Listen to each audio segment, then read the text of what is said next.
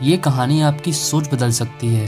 तो ऐसा क्या है इस कहानी में जो ये हमारी सोच को पूरी तरीके से बदल सकती है? तो आइए जानते हैं इस कहानी में। इससे पहले कि आप इस कहानी में खो जाएं, अगर आप भी बुद्ध की शिक्षाओं में विश्वास रखते हैं तो चैनल को सब्सक्राइब जरूर कर लें। उस वक्त की बात है जब गौतम बुद्ध इस धरती पर अवतरित थे। एक दिन गौतम बुद्ध प्रचार के लिए वैशाली नगरी में जा रहे थे। वह अभी थोड़े आगे ही गए थे कि उन्होंने देखा कि वैशाली नगरी के कुछ सैनिक भागते हुए एक लड़की का पीछा कर रहे थे। वह लड़की बहुत ही डरी हुई थी। वो एक कुएं के पास जाकर खड़ी हो गई और हांफने लगी। उसे प्यास लगी थी तो उसे पानी पीना था।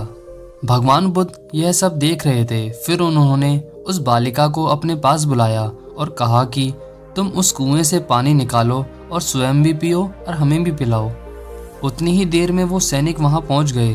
भगवान बुद्ध ने अपने हाथ के संकेत से उन सैनिकों को रोकने को कहा।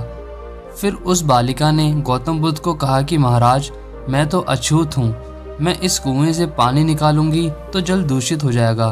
मैं आपको कैसे पानी पिला सकती हूँ? भगवान बुद्ध ने उसे फिर से कहा, बेटी, मुझे बहुत जोर की प्यास लगी है, पहले तुम मुझे पानी पिलाओ। उसी वक्त वहां पर वैशाली के राजा पहुंच गए।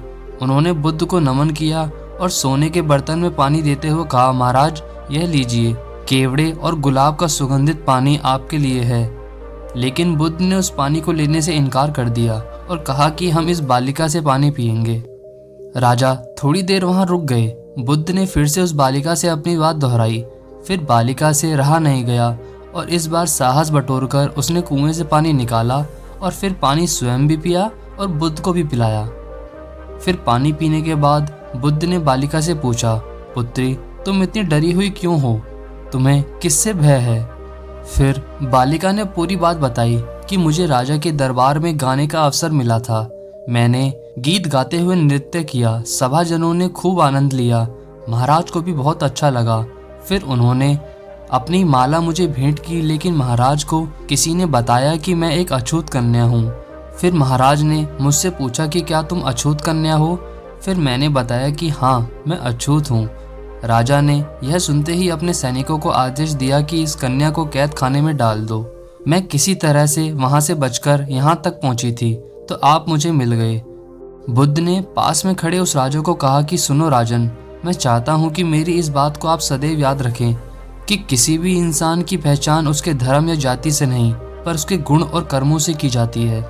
जिस बालिका के मधुर कंठ से निकले गीत और नृत्य का आप सबने आनंद उठाया, उसे पुरस्कार दिया। जिनके कार्य इतने अच्छे हैं वे अछूत हो ही नहीं सकती और आप उसे अछूत कह रहे हैं। सारी प्रजा का पिता होकर ऊंच नीच का भेदभाव रखते हो।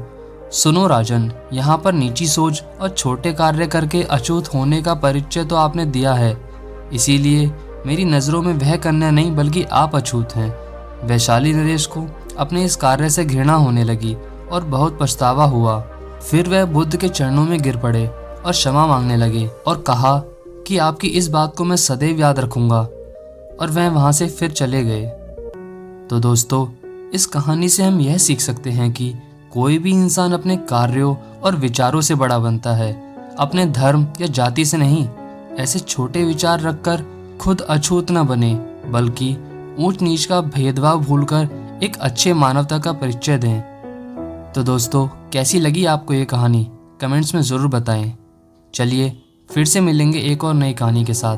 तब तक आप रोज कुछ न कुछ नया सीखते रहिए और खुद को इम्प्रूव करते रहिए। और हाँ, वीडियो को लाइक करना और चैनल को सब्सक्राइब करना मत भूलिएगा।